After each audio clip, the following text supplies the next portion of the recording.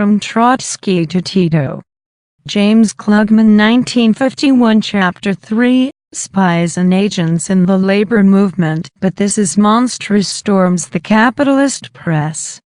Do you expect us to believe in such plots? These are the inventions of the secret police of the totalitarian states, pretexts for eliminating all obstacles in their paths. Impossible. Echo the right-wing labor leaders. It is unbelievable that such conspiracies could be hatched in the Western democracies. It is part of the role of social democracy in the capitalist countries to blunt the class consciousness of the workers. The social democratic theory of the neutrality of the state is aimed at disarming the working class and its allies. And as part of this theory of moral and political disarmament, the right-wing labor leaders tried to teach, and above all in Britain, that spies, agents, provocateurs in the labor movement are something far from foreign to British democratic traditions. Perhaps such things might happen in the East, but not in the Western democracies. But what is the truth?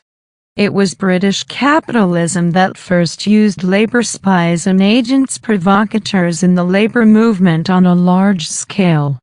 The British capitalist state has never ceased to use them, though it has learned greater subtlety and elasticity, hypocrisy and cunning in their employment. And today it is above all in the USA that they are used. It is above all American imperialism that has become the main employer of all the filthy methods of labor espionage, not only against its own progressive organizations, but against working class and progressive movements throughout the world. All that was most cunning in British imperialist methods and most ruthless in the methods of the Gestapo has been taken over by the American state. The truth is that the use of spies and agents provocateurs by capitalism to penetrate, disrupt and provoke the labor movement is as old as the struggle of capital versus labor. It is as wide as the frontiers of capitalism. The truth is that all the open, overt methods of capitalist oppression, police, army, reactionary press, fascist thugs and vigilantes, are complemented by the secret, covert efforts of the capitalists to penetrate, spy on and disrupt the organizations of the working class and progressive movement from inside, through spies and agents. The Great Tito plot is nothing but a continuation of a development of the ignoble traditions of the class war of capital against labor, reaching a new depth of cunning and deception and a new scale of organization in this present period of deepening general crisis of capitalism. Labor spies, a British capitalist tradition. The early use of spies and provocateurs inside the British labor movement is treated in detail in the works of the liberal historians J. L. and Barbara Hammond, above all in the Town Labour, 17,601,832 and in the Skilled Labour, 17,601,832. There was one danger from which the trade unionists of the industrial districts were rarely free, the danger of the serpent in their councils. The use of spies was common in all times of popular excitement or upper-class panic, and in some districts in the North and Midlands they became part of the normal machinery of law. The Town Labour, Chapter 12. G.T.H. Cole in his short history of the British working class movement also demonstrates how the use of spies and provocateurs became one of the main weapons of the British government against the radical movement and the developing working class movement at the end of the 18th century and the beginning of the 19th. After the French Revolution, he writes, a great campaign of espionage was set on foot in Britain, and informers and police agents were planted in most of the radical bodies. This method was practiced most extensively in Scotland. but it soon spread over England as well. A Short History of the British Working Class Movement, Chapter 3. He explains how spies and agents were used to complement the more overt means of working class repression. Pitt's measures for carrying through this policy of repression were skillfully designed. We have seen how he rooted out the corresponding societies and killed for a generation even the middle-class movement for reform. Legal persecution, backed up by the evidence of spies and informers and by counter-propaganda subsidized by the state, was adequate for this purpose. The factory and mining districts had to be held down by more vigorous methods. In addition to sending into every working-class body that could be found spies, informers and even provocative agents, and so disrupting the early working-class movements, because no man knew whether he could trust his neighbor, the government built up a powerful armed force for dealing with all signs of disturbance. A Short History of the British Working Class Movement, Chapter 4. The Hammonds, researching into Home Office papers that had been made available, found the first mention of anti-labor informers and spies in 1801. Thereafter the Home Office documents for as long a period as they are open to public scrutiny are filled with such records. From these sure sources they were able to see how the Home Office itself, a number of the officers commanding in the industrial districts, and a whole number of magistrates and their clerks, like the notorious Fletcher of Bolton, Lloyd of Stockport or Maying Lancashire, made constant use of spies and informers against the workers, and especially against the trade union organizations. These spies were recruited from the dregs of humanity. Many were ex-convicts, men over whom by one means or another the police had got a grip. Their uncorroborated statements were accepted as valid evidence. In 1813, 5 workers were transported for life on the unsupported evidence of a spy with a peculiarly unsavory past. They were, already at that time, well paid. Here is a bill sent in for labor spies by Fletcher of Bolton for the 8th of July, the 21st of December 1805, taken by the Hammonds from the Home Office documents Ho 42.83, looking exactly like the type of documents that were extracted from the labor spy organizations by the American La Follette Commission some 130 years later. By 1816 the half-yearly bill for labor spies and agents in the same area had gone up to 226, Ho 42. 160. Immense care was taken by the authorities to try and cover up and safeguard their labor spies. They were reluctant to produce them to give evidence in court, for once expended the spies became useless. Mr. Coldham, town clerk of Nottingham in 1814, argued, for instance, against bringing one of his spies to court, since he wished to keep the source of our information pure and uncontaminated. Ho 42.137, quoted by the Hammonds. Colonel Fletcher of Bolton District wrote on the 30th of April 1812 of another group of labor spies, "We are shy of bringing these witnesses forward, being desirous to cover over our intelligence even with a shadow rather than exhibit the sources to open day."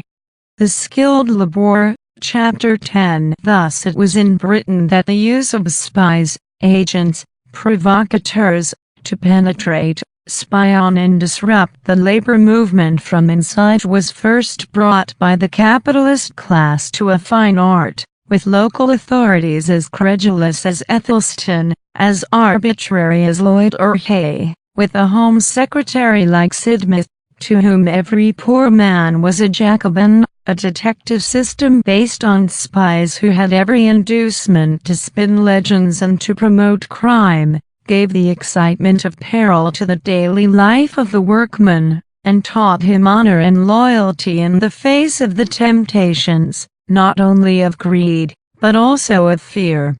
Every little combination for raising wages or helping comrades lived in something of the atmosphere of a Russian revolutionary society. The town labor. Let us glance for a moment at some of the more notorious trials in British labor and progressive history engineered by agents and provocateurs. In June 1817, James Watson, a prominent member of the Reform Party, was indicted before the Court of King's Bench on a charge of high treason. Together with the famous orator Hunt and a number of others, he had been responsible for the presentation of a monster petition to the Prince Regent.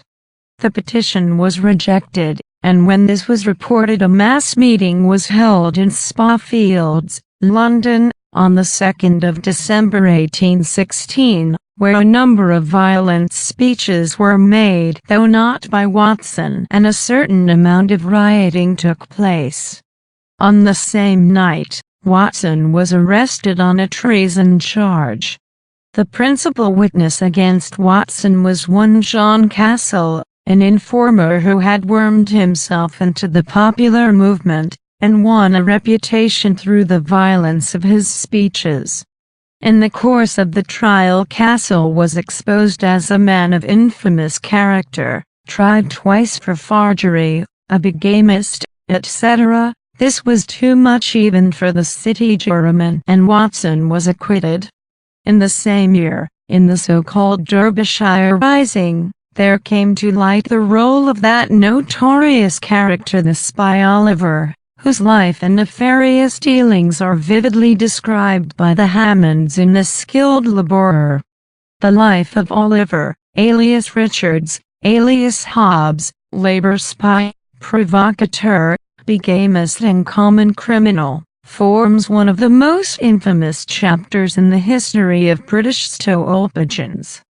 In 1817 you could find him touring the country, armed with false letters of recommendation from leading radicals, presenting himself in the circles of the more staid reformers as one of the organizers of the Great Petition for Reform, and to more left-wing and radical circles as a representative of the physical force grouping in London, preparing for armed uprising. He carried credentials from Whitehall Ho 42.165 to a very small selected trustworthy group of magistrates and men of authority, to the magistrate at Birmingham, to the mayor of Leicester, to General Byng and to the parson magistrate at Birmingham, but to the majority of magistrates he was known only as an extreme radical agitator. So valuable was he considered to be that the secret was not to be shared even by the most august and respectable. Yet 130 years later it was alleged that British intelligence was not morally capable of restricting the secret of the Tito plot to a small and trusted circle. When a Sheffield justice was about to arrest him, there was dismay at the Home Office, and Lord Sidmouth, Home Secretary, wrote to the Justice, Mr. Parker, on the 31st of May that Oliver is employed by me, that he is travelling under my directions at this time, and that I have reason to confide in his disposition and ability to render himself eminently useful, under present circumstances. I accordingly shall be anxious till I hear again, and should be much relieved by hearing that he has not been apprehended. And useful indeed he was, calling the workers of Derbyshire to armed uprising and denouncing them as he gave his call. 35 working men were brought up to trial on the 16th of October 1817, charged, as the Hammonds put it, by a grim stroke of irony with having been moved and seduced by the instigation of the devil to levy war against the king and to compass to depose him. 3 were hanged. others transported for life or sentenced to long terms of imprisonment. The last words of William Turner, one of the condemned on the scaffold, were, "This is the work of government and Oliver." When the town clerk of Nottingham and one of the local magistrates asked the Home Secretary for permission to see Oliver's reports, Lord Sidmouth replied that it was the wish of His Majesty's government to throw a veil on the scenes of turbulence which have passed. It is not possible in the course of this chapter to elaborate a detailed history of the use of agents by British capitalism in the following 130 years. This is a task for labor historians, and is a necessary one to combat the whitewashing efforts of Tory and right-wing labor historians. But the use of spies and informers by the capitalist state against the labor and progressive movement is not just an ugly chapter in British history which is now closed. On the contrary, you will find agents to the fore in the notorious Cato Street conspiracy of 1820, when news of a diabolical plot to assassinate the cabinet was released to a startled Britain, and when it transpired that the agent provocateur Edwards was not only the instigator of the plot, but himself provided the weapons which he carefully distributed at the houses of those he was planning to betray. 5 were hanged, 4 transported for life. But the ringleader, in Farmer Edwards, was never found. You find the police agent and provocateur actively used against the Chartists. On the 4th of August 1848, the London police discovered a great Chartist conspiracy. Raids were made on various Chartist meeting places and arms were found. The chief witnesses were police informers, and one, Powell, admitted that he had encouraged and stimulated these men in order to inform against them. 5 workers were transported for life. You can see the agent and informer at work in the infamous Wealdon case towards the end of the First World War, when a family actively opposing the war were saddled with fantastic charges of preparing to poison Lloyd George. It transpired that a government provocateur had wormed his way into the confidence of the family, pretending to be a socialist, suggesting all manner of violence, which they rejected, and finally managing to involve them in this trumped-up affair, fuel for the chauvinist campaign for men and munitions for imperialist war. You find police agents and provocateurs used to spy on and disrupt the great militant movement of the unemployed led by the National Unemployed Workers Movement. In Chapter 8 of his Unemployed Struggles, Police Spies and Agents Provocateurs, the leader of the unemployed movement, Hannington, tells from his own personal experience of an agent who in 1922 managed to penetrate to the Control Council of the Hunger March. Suspicions were aroused when he repeatedly proclaimed that he was more revolutionary than anybody else when he suggested such actions as dropping inflammable material into pillar boxes, thus furnishing the police with just the material they most needed to compromise and prosecute the hunger marchers. Throughout all the history of the unemployed struggles and of the hunger marches, agents and spies abounded. See Hannington's Unemployed Struggles, and Ronald Kidd's British Liberty in Danger 1940, Chapter 5, The Police. Today in 1950, MI5 and all the various agencies of secret police and intelligence are as active as ever, working to penetrate, spy on and disrupt from within the militant labor movement, and especially the Communist Party. It is true, indeed, that over long periods British imperialism has been able to hold back the British labour movement from revolutionary struggle by using the super-profits of its foreign trade monopoly and then of its colonial capital investments to win over an upper section of the workers. That it has used social democracy as a principal weapon to hold back the workers from militant struggle. But this never meant that it disbanded its organization of labor espionage and provocation. On the contrary, when British workers were held back for a time by the sops drawn from the fruits of colonial exploitation, all the weapons of espionage, provocation, penetration, were strengthened tenfold and used against the national liberation movements of the colonial peoples. Very long and very ugly is the story of espionage and provocation carried out by the British authorities against the workers and people of Ireland, India, Burma, Ceylon, Africa, etc. in the whole art of colonial repression, developed to its highest or lowest level by British imperialism. Besides the weapons of bribery and of open repression, the weapons of espionage and provocation have always played a principal role. And in Britain itself the state has never disarmed. On the contrary, it has developed and perfected its weapons for use against the working class even under Labour governments.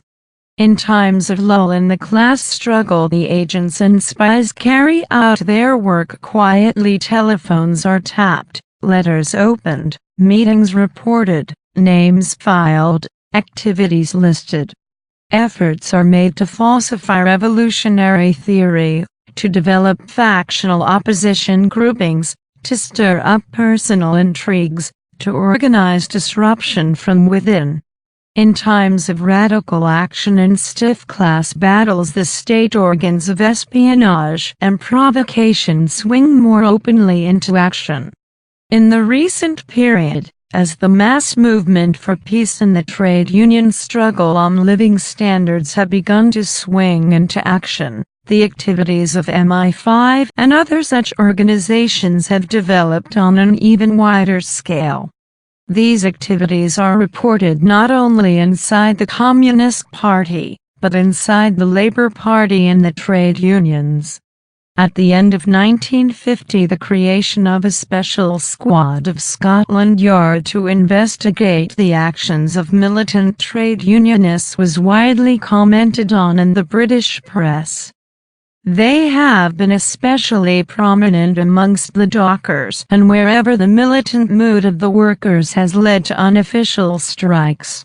Sections of the reactionary press have gone so far as public campaigning for stepping up the use of spies and agents provocateurs inside the Communist Party.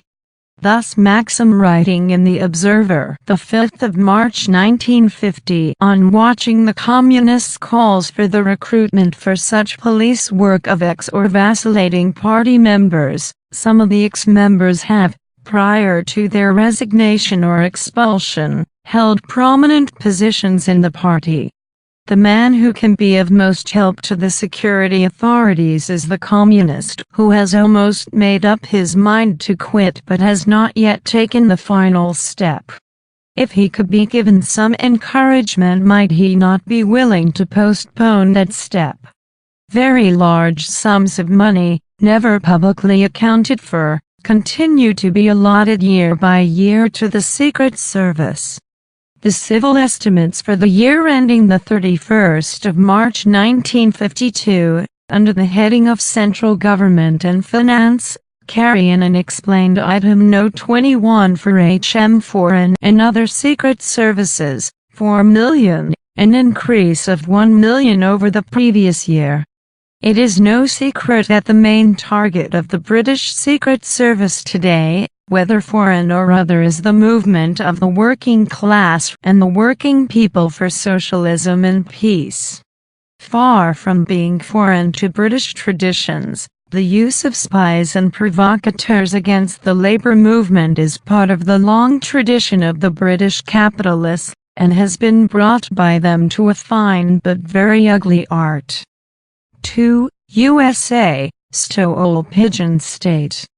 But if it was in Britain that the employment of spies and provocateurs against the labor movement was first developed on a large scale, if such activity was taken a stage further by the fascist OVRA and Gestapo, it is American imperialism that has now inherited and carries forward all that is worst and most disgusting in this ugly art.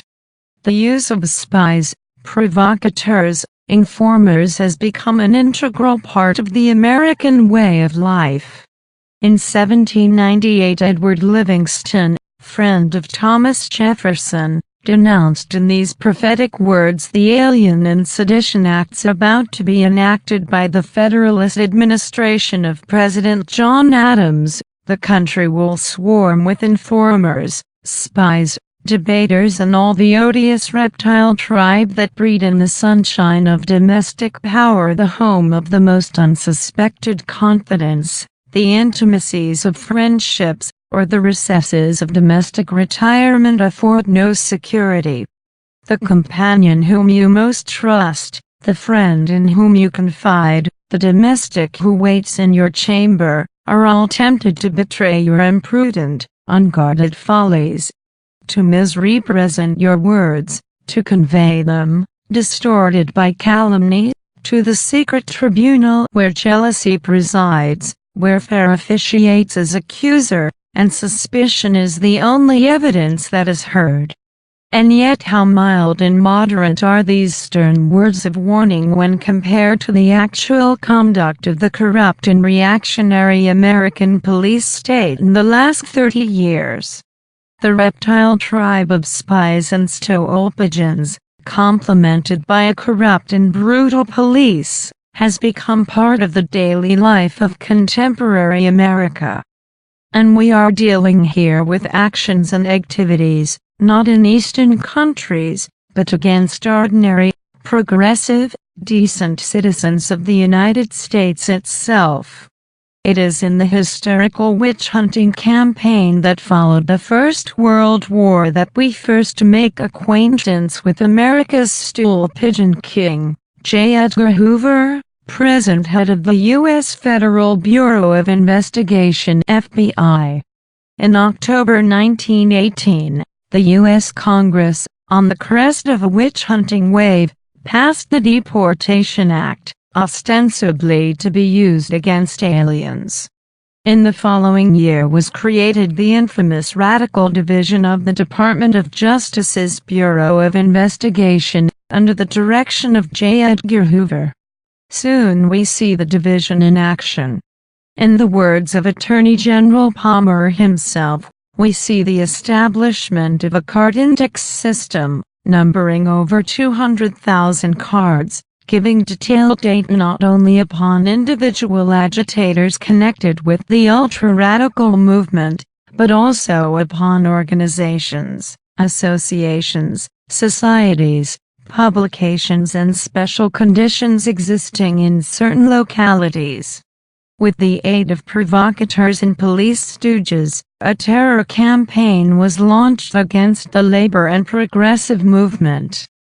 Towards the end of 1919, see Albert E. Kahn's High Treason, Lear, New York, 1950. The Assistant Chief of the Justice Department's Bureau of Investigation, Frank Burke, dispatched a highly confidential directive to federal agents throughout America, informing them that the department was about to carry out a series of raids in an all-in roundup of communists and radicals. They were ordered to mobilize all their stool pigeons within communist groups to make every effort to arrange for these organizations to hold meetings on the designated night. As Burke put it, if possible you should arrange with your undercover informants to have meetings of the Communist Party and the Communist Labor Party on the night set. This, of course, will facilitate in making the arrests. Quoted in Albert E. Kahn's High Treason, p. 11. Throughout the whole preceding spring and summer, plans had been worked out for this anti-labor offensive. Hundreds of spies, special agents and stolpagins had been sent into labor and progressive organizations. Justice Department spies were ordered not only to watch out for subversive literature, but in a number of cases printed it themselves and then had it seized in police raids. The offensive culminated in the Great Raids of June 1920, when in one swoop, on the 2nd of June, more than 10,000 arrests were made in 70 cities. Agents played a major role in the preparation of the offensive. The action, though it came with dramatic suddenness, had been carefully mapped out, studied and systematized for months. Department of Justice men, dropping all their work, had concentrated on the Reds.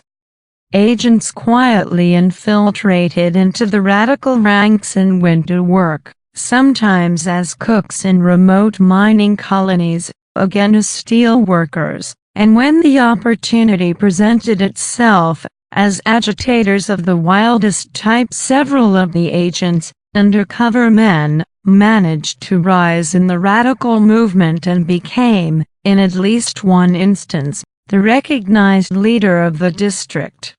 New York Times, the 3rd of January 1920. During this whole period, the Bureau of Investigation of the Department of Justice worked in the closest collaboration with the labor espionage organizations of the great American corporations, two weapons of the same class against the same class enemy. The Commission of Inquiry of the Interchurch World Movement stated in its report of the steel strike of 1919, federal immigration authorities testified to the commission that raids and arrests, for radicalism etc., were made especially in the Pittsburgh district on the denunciations and secret reports of steel company undercover men, and the prisoners turned over to the Department of Justice. Quoted in High Treason, p. 37, a federal agent in the Pittsburgh area, giving evidence to this commission, declared that 90% of all the radicals arrested and taken into custody were reported by one of the large corporations, either of the steel or the coal industry. When subsequent inquiry, brought about by public protest and outcry, forced those responsible for these outrageous acts to testify before the people, it became clear that both the laws allegedly enacted against foreign spies and the hysteria organized by reaction in its press, had been used and manufactured solely for the purpose of attack on the militant trade union and labor movement. Even Attorney General Palmer, testifying before the Rules Committee of the U.S. House of Representatives, had to admit that this was the real aim behind the smokescreen of deporting undesirable aliens. For I say to you frankly, Mr. Chairman, that I have looked upon this deportation statute not as a mere matter of punishing by sending out of the country a few criminals or mistaken ultra-radicals who preach dangerous doctrines, but rather a campaign against a growing revolutionary movement. The agents and provocateurs organized by the imperialist state to develop a spy scare and a witch hunt against the Reds were used for the attack on all militant trade unionists, and indeed on all liberals, Democrats, lovers and defenders of democracy and peace. Such is the capitalist way of life. The American state, true to the capitalist tradition, combined its covert penetration of and spying on the labor movement from inside with open police repression from outside. The Gestapo did not have to go beyond the confines of Western democracy to learn its methods. In 1929, President Hoover appointed a National Commission on Law Enforcement and Observance, headed by George W. Wickersham, former Attorney General and Wall Street partner of another Republican president.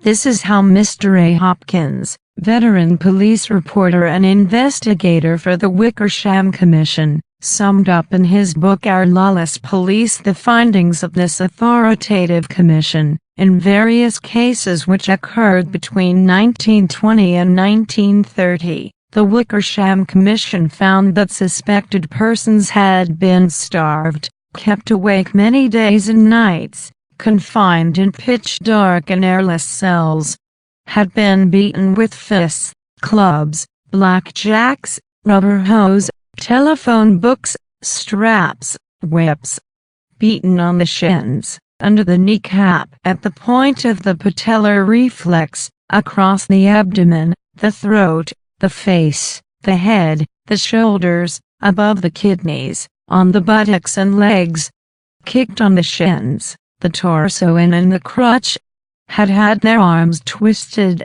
their testicles twisted and squeezed, had been given tear gas, scopolamine injections and chloroform, had been made to touch corpses and hold the hands of murdered persons in morgues, that women had been lifted by their hair.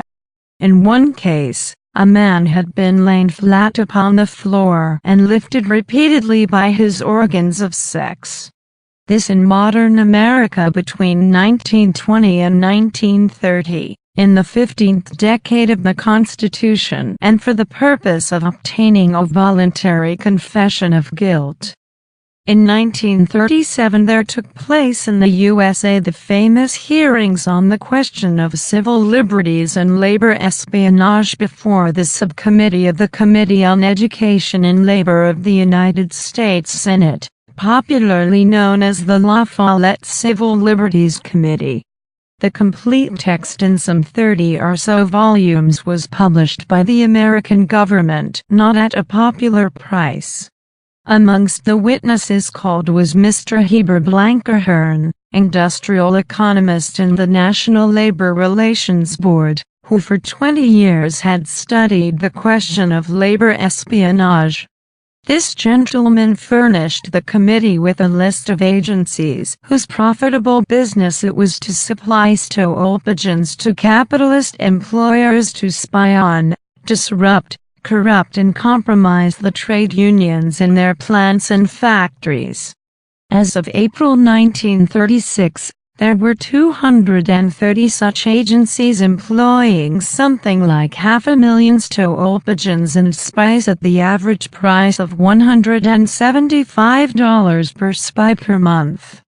Three of the biggest agencies, Pinkerton's, Burns and Thiel, hired out between them 40,000 to 135,000 agents.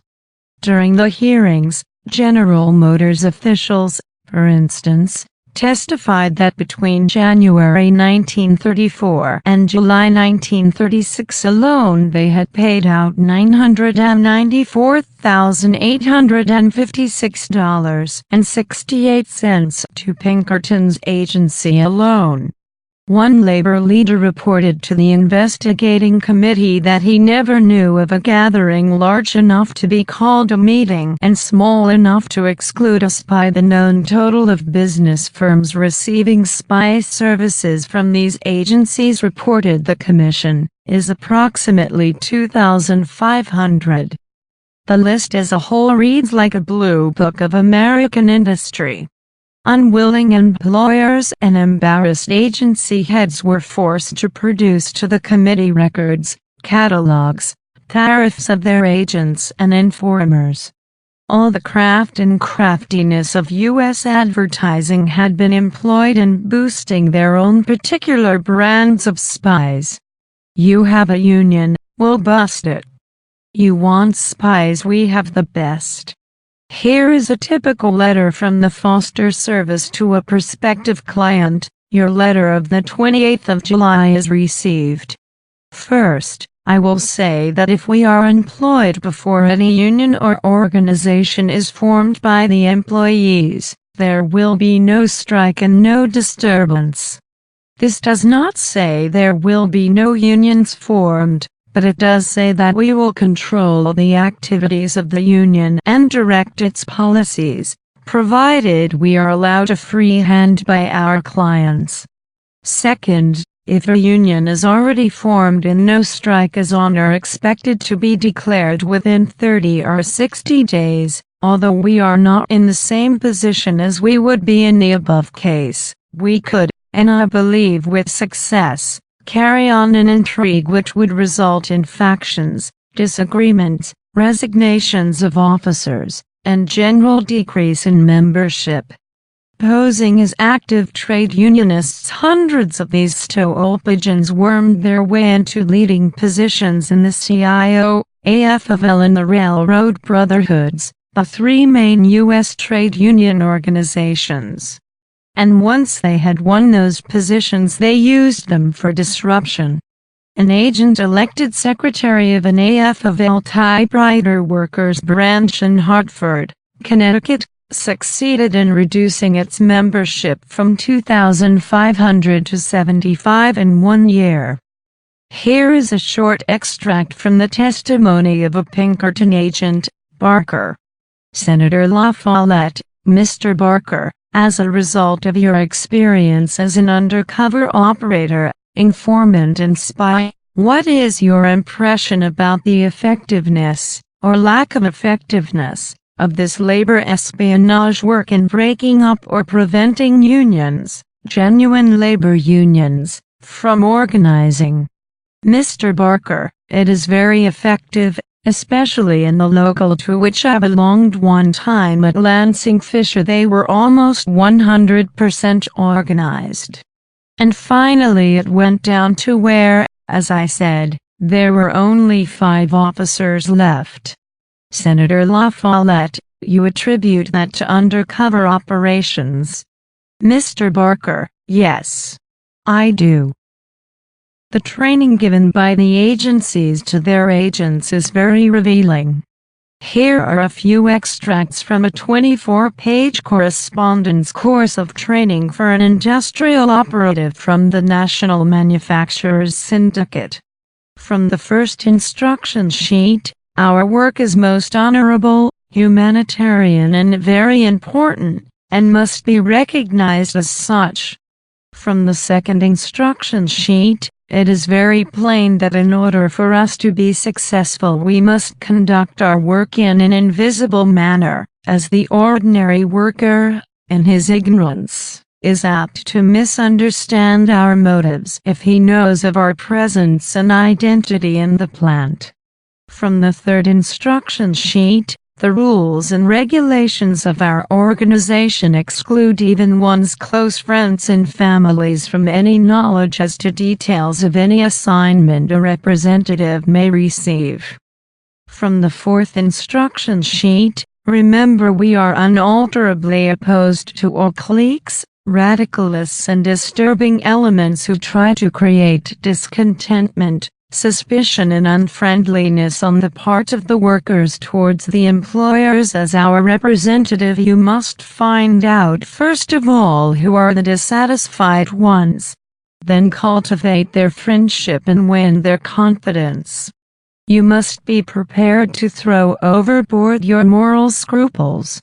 You must be hard. You must lie easily and often. You must be slippery, shrewd, sharp, sneaky. Is it a far step from the work of these agencies and agents, outlined in such detail in the La Follette report, to the work of sending agents and spies into the working class organizations of other countries? Here is the training ground for intelligence operations against the working people of other countries, especially in the lands where the workers rule. It is no long distance from Pinkerton's Stoolpigeons to Tito, Kostov and Reich. Nor is it a long step to the witch hunts, spy scares, purges, developing fascism, to the USA of 1950.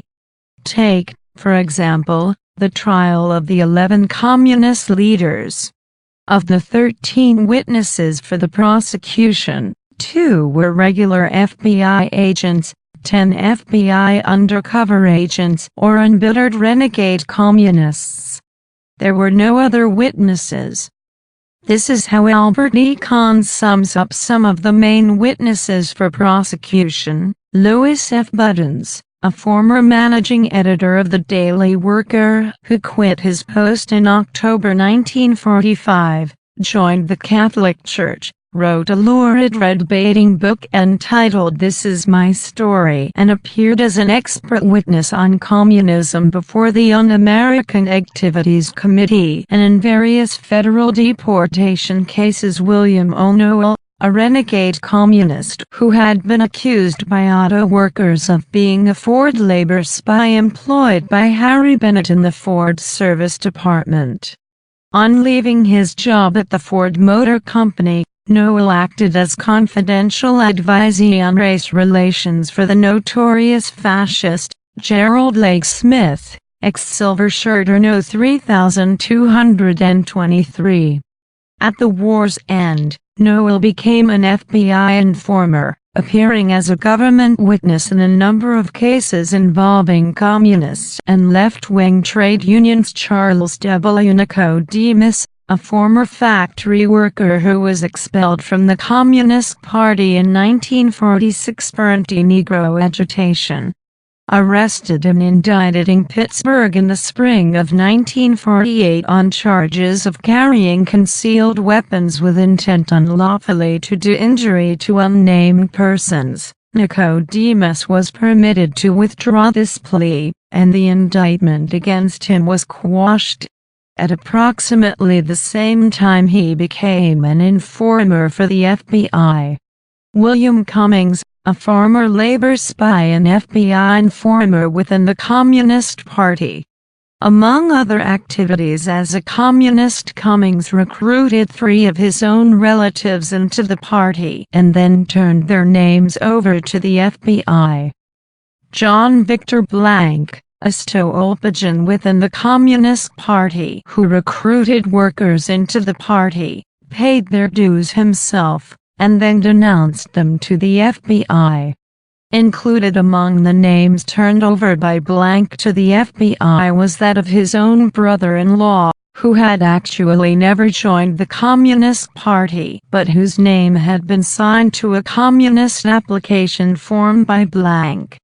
High treason. Pages 33,536. The trial revealed that not only the Communist Party of the USA, but all progressive organizations, trade unions, youth organizations, the Progressive Party, formerly led by Mr. Wallace, were continuously subjected to penetration by FBI informers and provocateurs.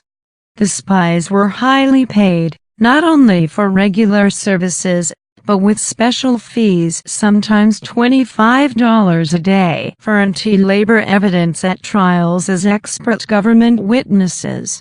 You find the same government concern in expending agents by bringing them before the people as witnesses as you found in Britain already 130 years before. The U.S. News and World Report wrote on the 8th of July 1949, the FBI, finds that it is winning its lawsuit at the expense of its underworld contacts. It sacrificed 7 of its agents inside the Communist Party when it brought them to the witness stand in the trial of 11 communists in New York. And it is losing more as a result of showing its files in the Klugmann case. American capitalism day by day is moving towards fascism. All the repressive apparatus of the state is now being strengthened, and with it the apparatus for labor espionage, now directed against every section of the progressive movement in its widest possible definition. Forms have changed. Methods have been streamlined. The Stoolpigeons go on. Under President Roosevelt, the work of the labor spy agencies was restricted, but today the work of spying on the labor movement has been taken over by the state. Labor espionage is the first industry to be nationalized by the government of the USA. The FBI apparatus has grown to huge proportions. From an arm of the Department of Justice, it is being transformed into a special branch of government. In 1950 its budget was raised to $57 million and J. Edgar Hoover's salary was raised to $20,000 per year. When FBI representatives appeared recently before a congressional committee, they reported that it had over 10,000 full-time operatives, that it needed a large extension, that it was working on over 20,000 cases of subversives, that its network of informers was returning 20 to 200 reports on individuals every day. The U.S. Communist leader Gilbert Green, one of the 11, speaking at the plenum of the National Committee of the American Communist Party on 2325 March 1950, declared, "Presidents and Congresses come and go, but J. Edgar Hoover and his police state network become more powerful and ominous from year to year.